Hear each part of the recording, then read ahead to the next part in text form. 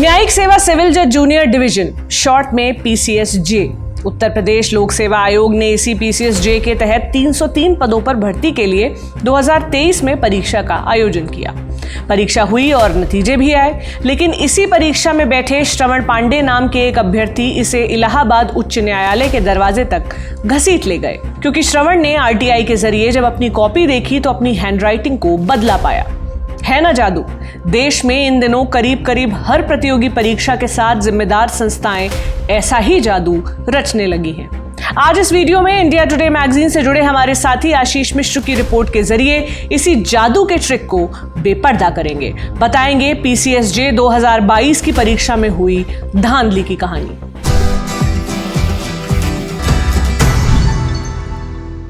नमस्ते, मेरा नाम प्रतीक्षा है और आप देख रहे हैं इंडिया टुडे हिंदी। लोकसभा चुनाव 2024 के ठीक पहले समीक्षा अधिकारी और सहायक समीक्षा अधिकारी यानी आरओ 2023 की प्रारंभिक परीक्षा का पेपर लीक होने का आरोप लगा। इस आरोप ने उत्तर प्रदेश लोक सेवा आयोग यानी यूपीपीएससी पर गंभीर सवाल खड़े कर दिए। कई दिनों तक कैंडिडेट्स के प्रदर्शन के बाद लोकसभा चुनाव नजदीक आता देख आखिरकार 2 मार्च को आयोग ने इस परीक्षा को निरस्त कर दिया।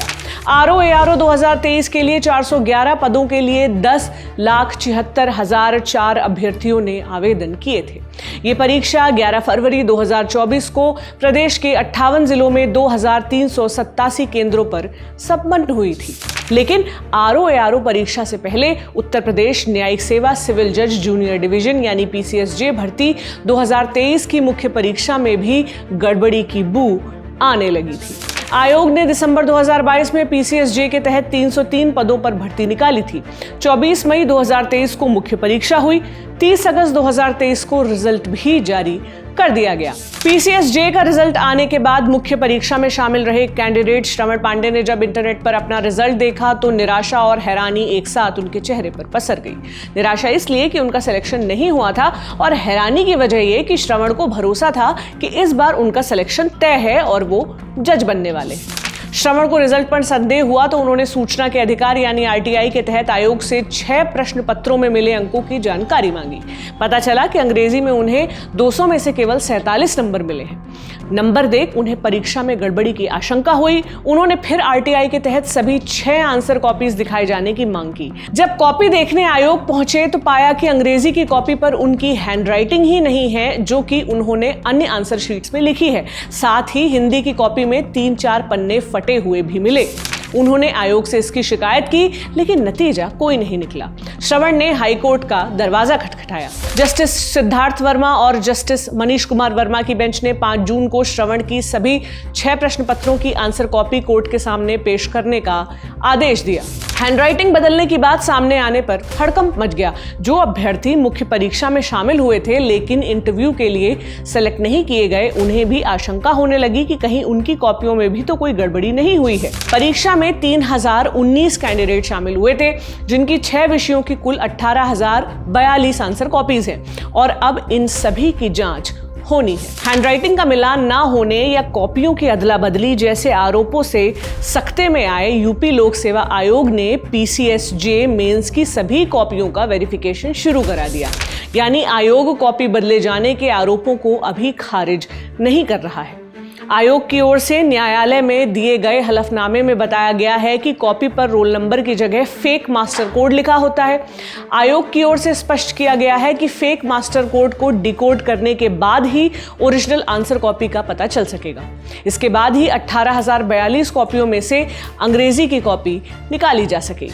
परीक्षा में गड़बड़ी के मामले उत्तर प्रदेश लोक सेवा आयोग का रिकॉर्ड लंबे समय से खराब रहा है। 2011 के बाद से ही भर्ती परीक्षाएं सवालों के घेरे में हैं। एडिशनल प्राइवेट सेक्रेटरी यानी एपीएस के साथ पीसीएस 2011, 2013 और 2015 की मेंस परीक्षाओं में गड़बड़ी की शिकायतें हुई थी।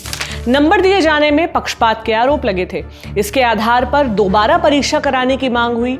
ये मांग तो नहीं मानी गई, लेकिन लगातार आंदोलनों के बाद सीबीआई जांच बैठा दी गई। पूरे मामले की प्रारंभिक जांच के आधार पर सीबीआई की ओर से एपीएस 2011 और पीसीएस 2015 मेंस एग्जाम के मूल्यांकन में गड़बड़ी की बात कहते हुए एफआईआर लिखाई गई। सीबीआई 2011 से 2015 के बीच करीब 600 भर्तियों की जांच कर रही है।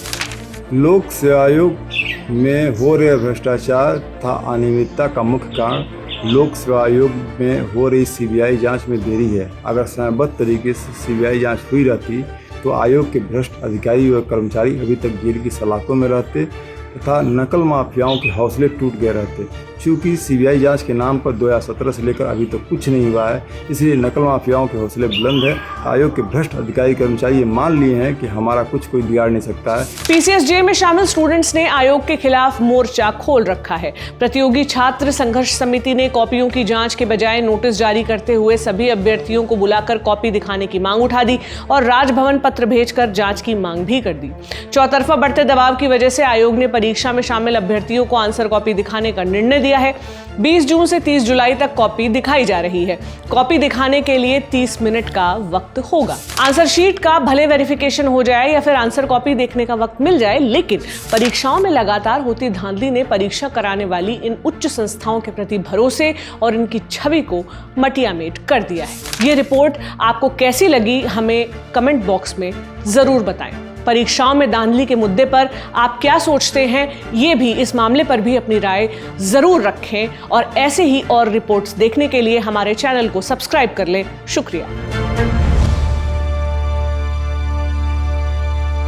इसी तरह की तसल्ली से भरी हुई एक्सक्लूसिव रिपोर्ट्स देखने के लिए सब्सक्राइब करें इंडिया टुडे हिंदी का यूट्यूब चैनल और बेल आइकन जरूर प्रेस करें ताकि वीडियो अपलोड होते ही आपको खबर हो जाए।